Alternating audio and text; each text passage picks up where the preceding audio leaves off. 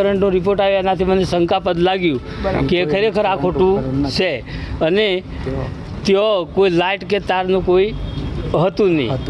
તો ખરેખર આ શંકાસ્પદ લાગે છે. એના માટે ખરેખર સાચો અને સચોટ ન્યાય મળે. અમારા ભાઈની દીકરી ભુંજરી ગામે પરણાયેલી જે મૃત હાલતમાં મળી આવેલી, બરાબર 4 દિવસ થયા, આજ સુધી એનો કોઈ અંત આવ્યો નથી. આજે ડેડ બોડી અમદાવાદ સિવિલની અંદર કોલ્ડ સ્ટોરેજની અંદર રાખેલ છે. જ્યાં સુધી ન્યાય ન મળે ત્યાં સુધી અમે ડેડ બોડી હટાવીશું નહીં.